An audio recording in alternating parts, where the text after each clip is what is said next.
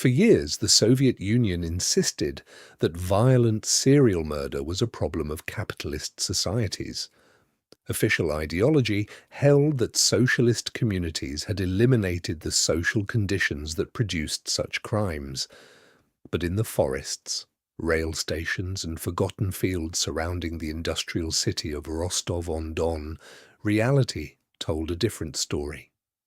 Beginning in the late 1970s, children disappeared while walking home from school. Young women vanished after stepping off trains. Travelers simply never arrived at their destinations. Their families searched desperately, believing each disappearance was an isolated tragedy. Local police opened missing person reports, questioned neighbors, and moved on to the next case. Few imagined these events were connected. As the years passed, the disappearances continued.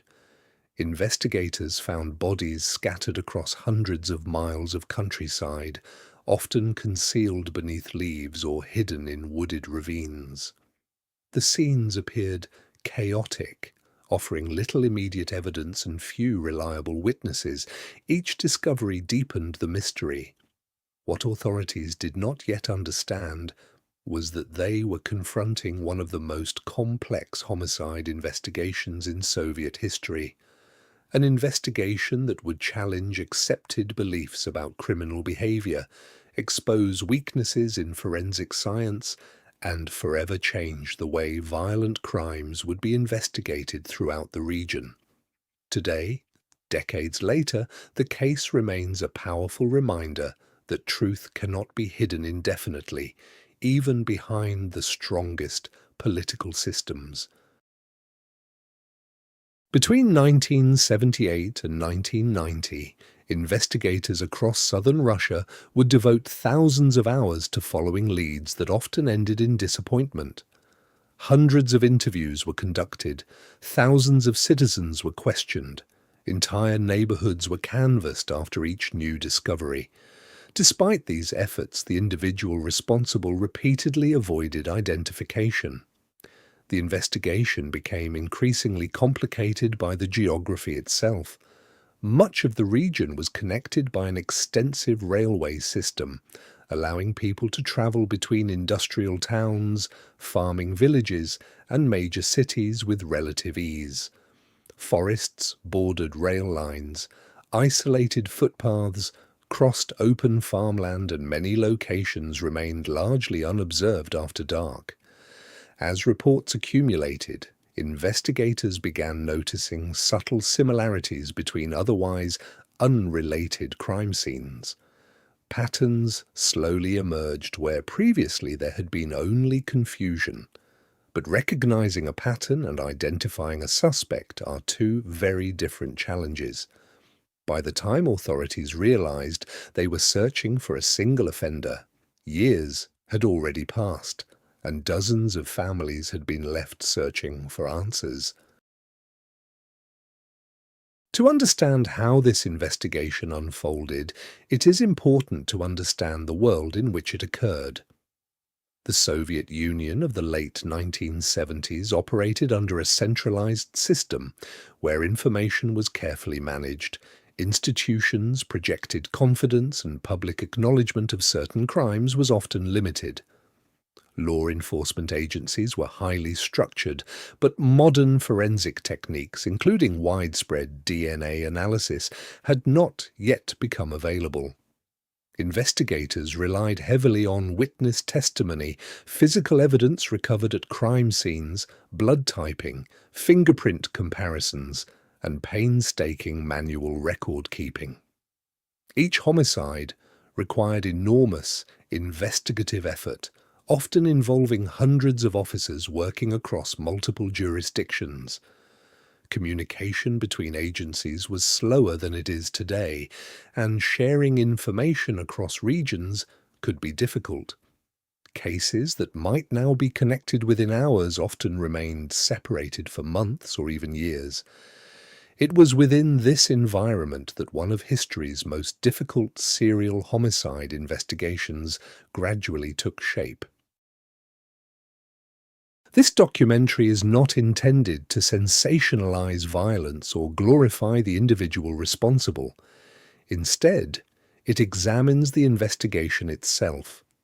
How detectives pieced together fragmented evidence, how forensic science evolved during the search, and how institutional assumptions complicated one of the largest criminal investigations in Soviet history. It is also the story of ordinary people, families waiting for loved ones who never returned, investigators working under extraordinary pressure, forensic specialists attempting to answer difficult questions with the limited technology available at the time, and communities forced to confront a reality few believed possible. Their experiences transformed criminal investigation throughout the region and influenced investigative practices for years to come. This is the story of the investigation into Andrei Chikatilo. To understand the environment in which Andrei Chikatilo grew up, we must first step back to the aftermath of the Second World War. He was born on October 16th, 1936, in the village of Yablochnoye, then part of the Ukrainian Soviet Socialist Republic. His earliest memories unfolded during one of the most difficult periods in modern European history. The countryside had already endured years of political upheaval, famine, and economic hardship before the devastation of war arrived. When German forces invaded the Soviet Union in 1941, millions of civilians found themselves living under occupation or caught between advancing armies. Like countless Soviet families, the Chikatilo household struggled with shortages of food, clothing, and basic necessities.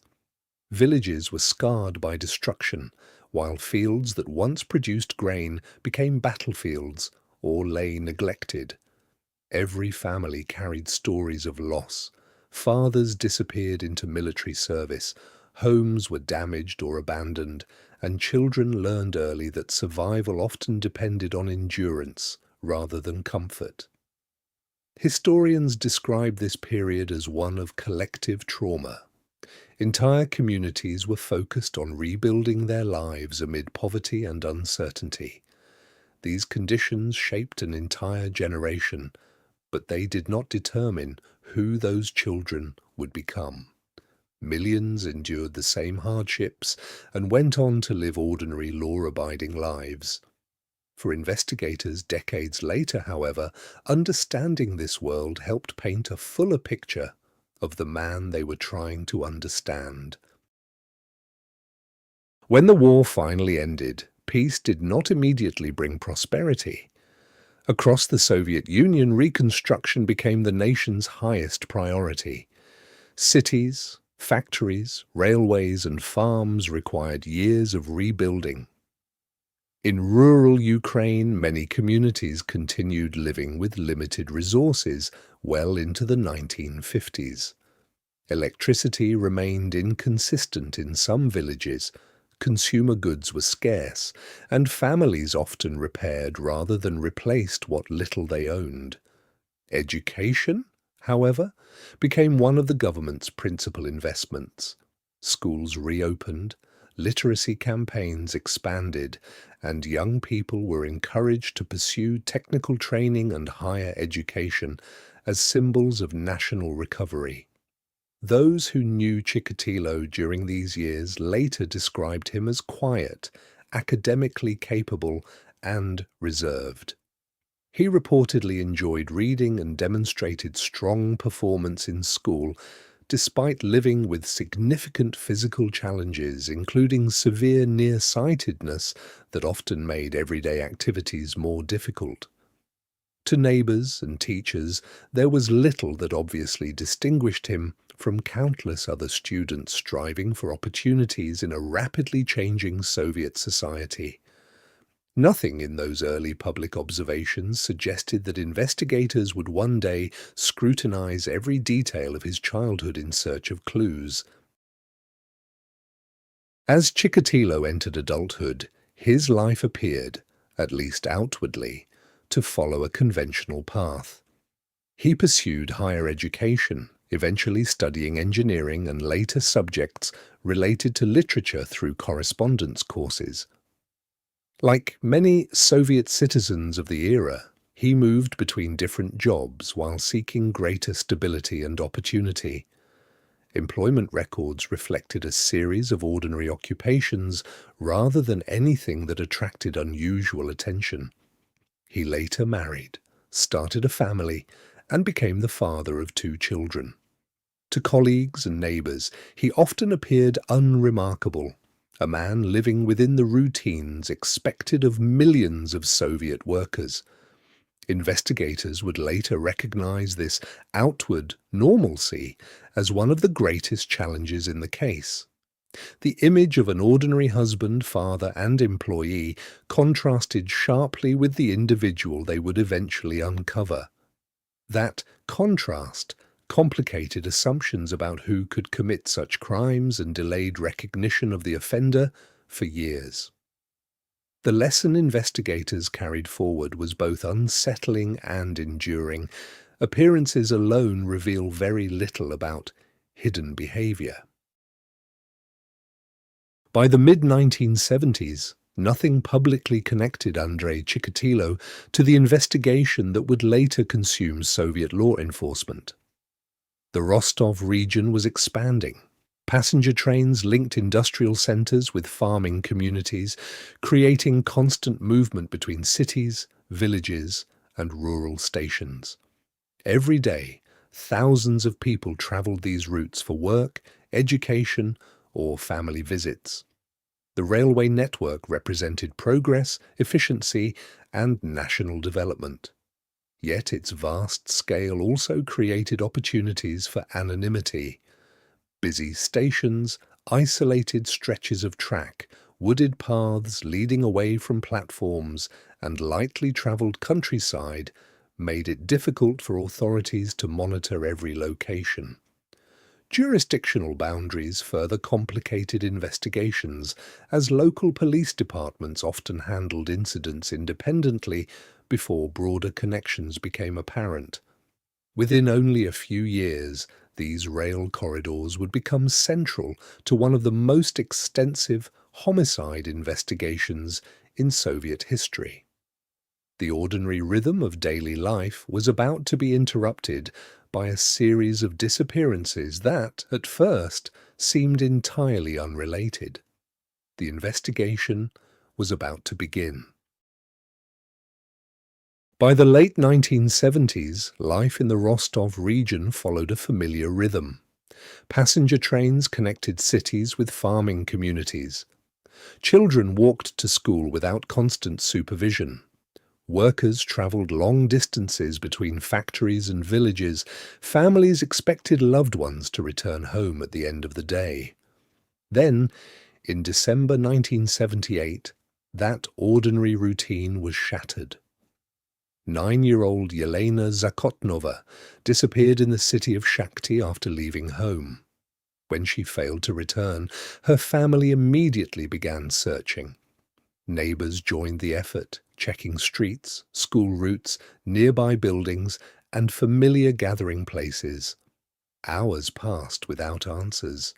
Police launched what was initially treated as a missing child investigation.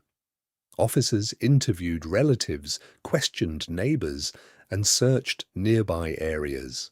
At first, there was no indication that the case would become anything more than an isolated tragedy. 2 days later, her body was discovered near a river. The discovery shocked the community. Violent crimes involving children were exceptionally rare, and investigators were under enormous pressure to identify whoever was responsible. Every hour that passed increased public anxiety and intensified demands for an arrest. At that moment, no one suspected they were standing at the beginning of a criminal investigation that would continue for more than a decade. Faced with intense public pressure, investigators worked quickly to identify a suspect. Attention eventually turned to Alexander Kravchenko, a local man with a previous criminal record. His past convictions immediately attracted scrutiny, and investigators believed they had found the person responsible. During questioning, he denied involvement, but the investigation increasingly focused on building a case against him. The forensic tools available at the time were limited. DNA analysis did not yet exist, and investigators relied heavily on witness testimony, blood typing, and circumstantial evidence. Under these conditions, confirmation bias could become a powerful force. Once a suspect became the focus of an investigation, alternative possibilities were sometimes overlooked. Despite continuing questions surrounding the evidence, Kravchenko was ultimately convicted and later executed. Years afterward, investigators would conclude that he had not committed the murder of Yelena Zakotnova. The realization that an innocent man had been punished while the true offender remained free would become one of the most troubling chapters in Soviet criminal justice history. After the investigation into Yelena Zakotnova's death concluded, life gradually returned to what appeared to be normal. For several years, there were no publicly recognized patterns linking disappearances across southern Russia. Individual police departments investigated cases within their own jurisdictions, often believing they were dealing with unrelated incidents. Missing persons reports accumulated slowly, each carrying its own circumstances, witnesses, and unanswered questions. The absence of modern, computerized databases made comparisons difficult. Investigators worked with paper files stored in filing cabinets, handwritten reports, printed photographs, and manually organized evidence logs. Connecting crimes separated by hundreds of miles required extraordinary coordination and patience. Meanwhile, passenger trains continued crossing the Rostov region every day. Thousands of commuters boarded without concern, children traveled to visit relatives, and families went about their daily routines. Hidden within this ordinary movement was an offender who had learned that anonymity could be found among crowds. Investigators still had no reason to believe they were searching for a serial murderer. Beginning in the early 1980s, investigators encountered a growing number of disappearances involving children, adolescents, and young women near transportation routes. Initially, each case appeared to stand alone. Victims came from different towns, different families, and different backgrounds. Some were students, others were workers or travelers moving between communities. What connected them was not immediately obvious. As more crime scenes were examined, investigators began noticing recurring characteristics. Many victims had last been seen near railway stations or bus terminals.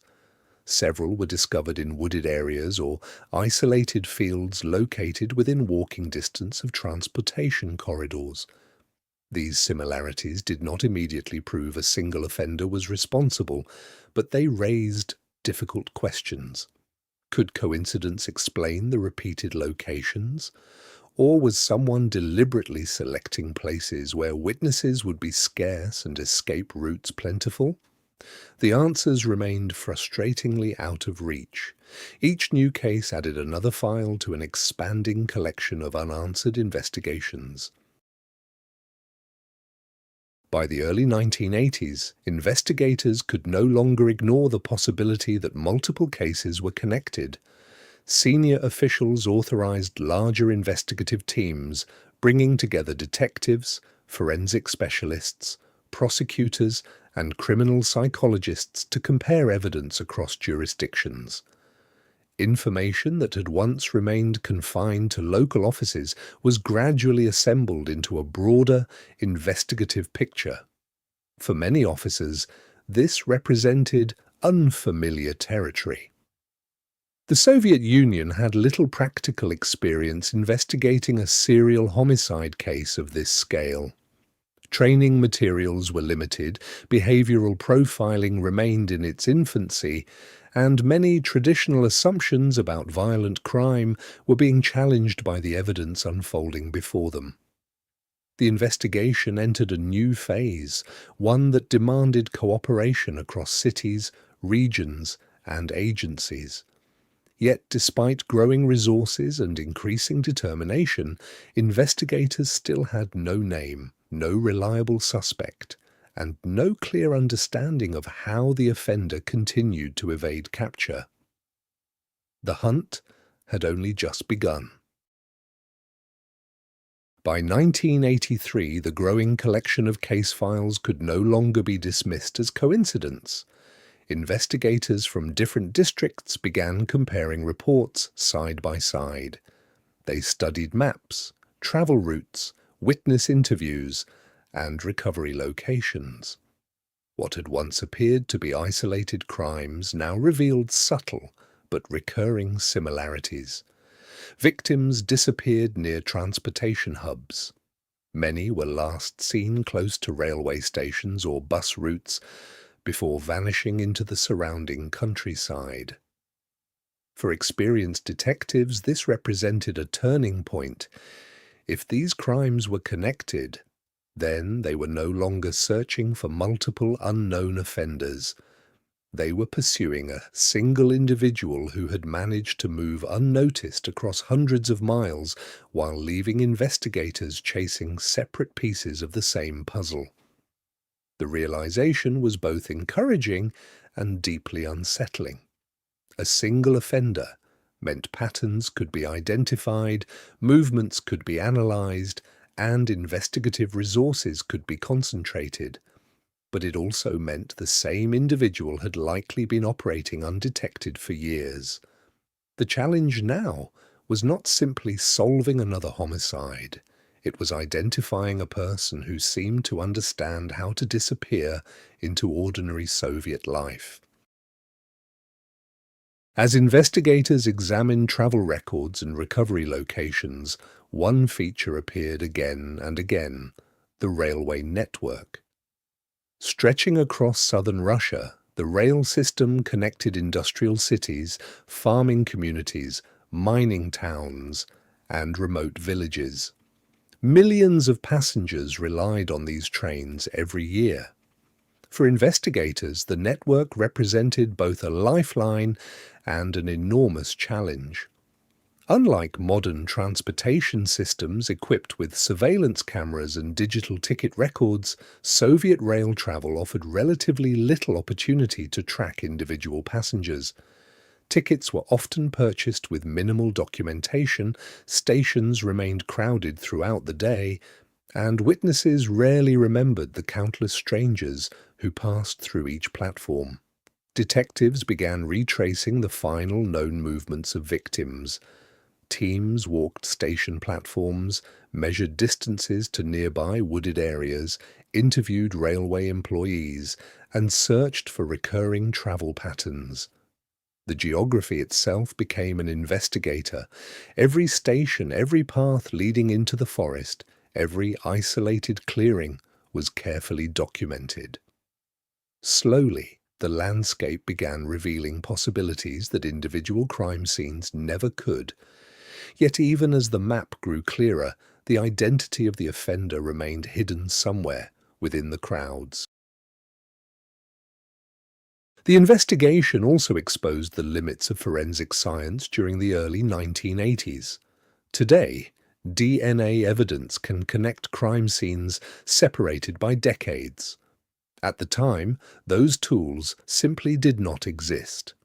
Investigators relied instead on blood typing, fingerprints when available, fiber analysis, shoe impressions, and meticulous documentation of every crime scene. Each discovery required extraordinary patience. Evidence had to be photographed using film cameras, measurements recorded by hand, and reports typed manually before being distributed to investigators across multiple jurisdictions. Laboratory comparisons that might now take hours often required weeks. Despite these limitations, forensic specialists continued refining their methods. Soil samples were compared between scenes. Botanical evidence was carefully preserved. Footwear impressions were catalogued and revisited as new information emerged. Perhaps the most valuable forensic tool was persistence. Each small observation, insignificant on its own, slowly contributed to a broader understanding of the offender's habits. Science advanced not through dramatic breakthroughs, but through thousands of careful decisions made by investigators determined to understand the evidence before them. Just as investigators believed they were narrowing their search, another obstacle emerged. Early blood typing suggested the offender possessed a particular blood group. Based on the scientific understanding available at the time, investigators used this information to eliminate numerous potential suspects whose blood types appeared incompatible with the evidence. It was a logical decision. Unfortunately, it would later prove to be one of the investigation's most significant setbacks. Years later, forensic experts concluded that the offender possessed a rare biological characteristic that affected how blood group substances were detected. The original laboratory interpretation, though understandable given the science of the era, had been misleading. As a result, one individual who had briefly attracted police attention was removed from consideration. The investigation lost valuable time, not because detectives lacked dedication, but because science itself had not yet caught up with the complexity of the evidence. For modern investigators, the lesson remains profound. Forensic conclusions must always be tested, challenged, and re-evaluated as scientific knowledge evolves. By the mid-1980s, the scale of the investigation had become unprecedented. Hundreds of detectives, prosecutors, forensic scientists, railway officials, and local police officers contributed information. Thousands of interviews were conducted across southern Russia. Passenger records, employment histories, witness statements, and geographic data were reviewed repeatedly in search of overlooked connections. Temporary command centers coordinated information arriving from multiple districts. Walls became covered with maps, timelines, photographs, and investigative notes. Detectives worked long hours comparing seemingly unrelated details, hoping one overlooked observation might unlock the entire case. The investigation had become larger than any single detective. Success depended on cooperation, disciplined record-keeping, and the willingness to revisit assumptions whenever new evidence appeared. Slowly, amid stacks of paperwork and years of accumulated reports, one name would begin appearing more often than investigators initially realized. After years of uncertainty, the investigation finally began moving in a new direction. Rather than focusing exclusively on individual crime scenes, investigators shifted their attention toward behavioral patterns. They studied travel habits, employment schedules, geographic familiarity, and the timing of disappearances. They asked not only where the crimes occurred, but why certain locations repeatedly appeared. This broader perspective revealed opportunities that had previously gone unnoticed. Among the countless names recorded in interview logs, witness statements, and routine police contacts, one individual had crossed the investigation's path before. At the time, there had seemed little reason to pursue him further. Now, viewed alongside years of accumulated evidence, that earlier encounter appeared far more significant. Investigators did not yet know it, but they were about to begin the final phase of a search that had consumed nearly a decade. The man they had been seeking was already closer than anyone realized. By the autumn of 1990, investigators had spent more than a decade chasing fragments of evidence across southern Russia. Thousands of interviews had been conducted. Entire filing cabinets overflowed with witness statements, laboratory reports, railway schedules, and maps marked with coloured pins. Every promising lead had eventually faded, leaving investigators to begin again. But years of work had produced something equally valuable: experience. Detectives now understood where the offender preferred to operate. They recognized the importance of railway corridors, isolated footpaths, wooded areas near stations, and locations that allowed someone to disappear quickly into the flow of everyday travel. Rather than waiting for evidence to arrive, they decided to place those locations under discreet surveillance. Investigators quietly positioned officers around several railway stations where previous disappearances had occurred. The assignment demanded extraordinary patience. Long shifts passed with little activity as detectives watched thousands of ordinary commuters move through crowded platforms. Among those travellers, one man repeatedly drew attention. He appeared entirely ordinary, middle-aged, modestly dressed, carrying himself like countless other Soviet commuters, yet his movements seemed strangely deliberate. He lingered, without an obvious reason. He watched people more than trains, and when approached by police, he appeared unusually nervous. For the first time in years, investigators believed they might finally be watching the individual they had been searching for. On November 20th, 1990, investigators decided they had seen enough. The man they had been observing was stopped near the railway station and brought in for questioning. His name was Andrei Romanovich Chikatilo. The initial detention was not based on a dramatic confession or a single decisive piece of evidence. Instead, it reflected the careful accumulation of observations gathered over many years. Detectives reviewed his travel patterns. They compared employment records with the timing of known disappearances. Witness statements were revisited. Earlier police encounters, once considered insignificant, were re-examined in light of the broader investigation. One forgotten detail after another began fitting into place. The investigation had finally reached the point where individual pieces of evidence no longer stood alone. Together, they formed a picture that demanded closer examination. Even then, investigators understood that suspicion alone was not enough. They still needed evidence capable of withstanding judicial scrutiny. The most difficult work was only beginning.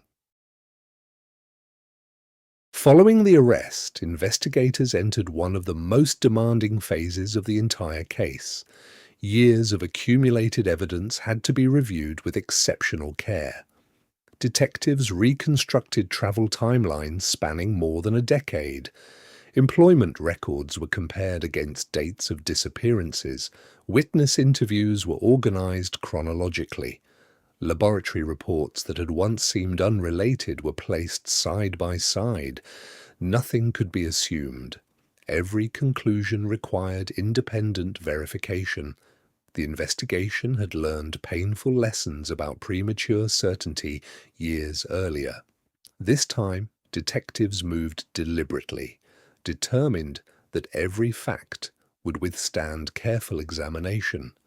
Forensic specialists revisited physical evidence using improved scientific understanding. Geographic analysts reconstructed travel routes. Prosecutors worked alongside detectives to ensure every finding met legal standards. It was no longer simply an investigation, it had become the careful reconstruction of years of hidden activity. During extensive interviews, Chikatilo eventually admitted responsibility for numerous killings committed over many years. Investigators approached these admissions with caution. Experienced detectives understood that confessions alone do not establish historical fact. Every statement had to be compared against physical evidence, witness testimony, and documented investigative records. Over weeks of interviews, details provided during questioning were carefully tested. Some information matched evidence known only to investigators. Locations previously unknown were revisited. Physical evidence recovered years earlier gained new context. Rather than closing the investigation immediately, the confessions expanded it. Detectives worked tirelessly to separate verified facts from unsupported claims, ensuring that every conclusion rested on evidence rather than words alone. The process reflected a principle that remains fundamental in criminal investigation today. A confession may begin the verification process. It never replaces it. As the investigation drew toward its conclusion, its significance extended far beyond a single criminal case. For years, many officials had believed that crimes of this nature could not occur within Soviet society. The completed investigation challenged those assumptions in unmistakable terms. Law enforcement agencies began reviewing investigative procedures. Communication between regional departments improved. Greater attention was placed on linking crimes across jurisdictions, preserving evidence, and recognizing behavioral patterns that might otherwise appear unrelated. The investigation also accelerated discussions about modern forensic science and the need for continued professional training. Most importantly, it provided long-awaited answers for many families who had endured years of uncertainty. Although no investigation can erase loss, establishing the truth remains one of the justice system's most important responsibilities. After more than a decade of unanswered questions, investigators had finally identified the man responsible. But the story was not quite over. The courtroom and the legacy of the investigation itself would shape criminal justice long after the arrest. Following months of investigation, interviews, and forensic review, prosecutors began assembling one of the most comprehensive criminal cases in Soviet history. The volume of evidence was extraordinary. Thousands of pages of investigative reports, laboratory findings, witness interviews, maps, photographs, and physical evidence had been collected over more than a decade. Every document required careful organization before it could be presented in court. For prosecutors, the challenge extended beyond proving guilt. They also needed to demonstrate that each conclusion rested on verifiable evidence gathered through lawful investigative procedures. Detectives worked closely with forensic specialists, medical examiners, and legal officials to ensure that timelines were accurate, evidence was properly documented, and witness testimony could withstand careful examination. Years of uncertainty had finally reached a moment where facts, not speculation, would guide the proceedings. The courtroom would become the final stage of an investigation that had consumed the careers of hundreds of investigators. The trial attracted extraordinary attention.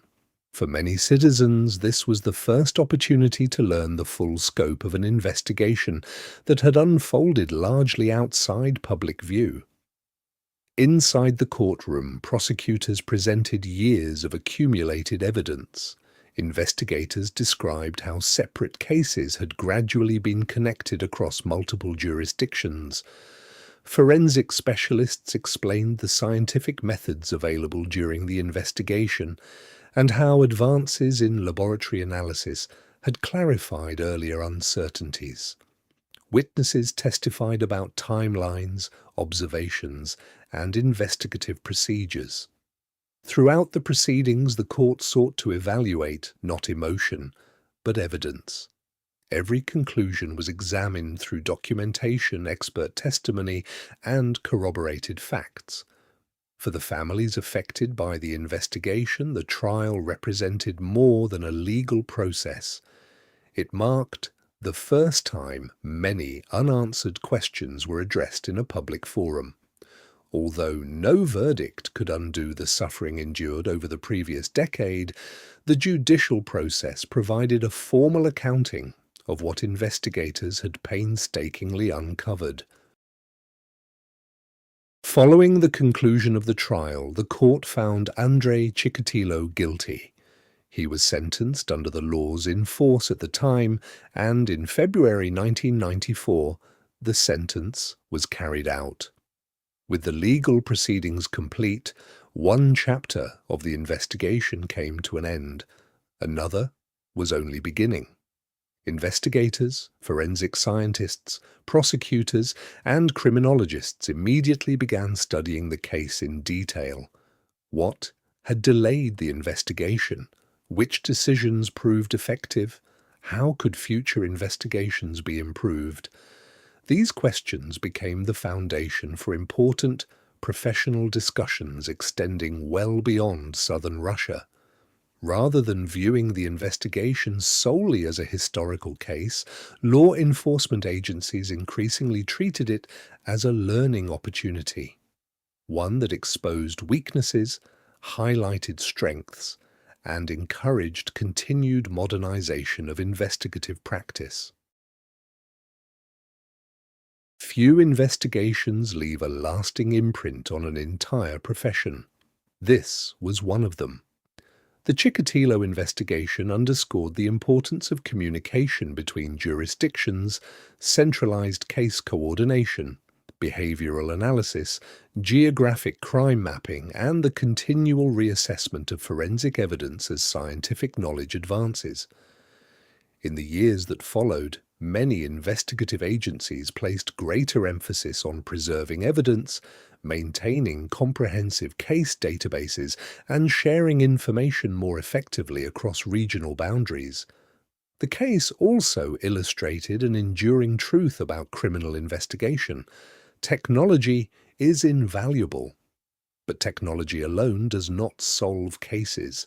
Patience, discipline, curiosity, critical thinking, and the willingness to question earlier assumptions remain among the investigator's most important tools.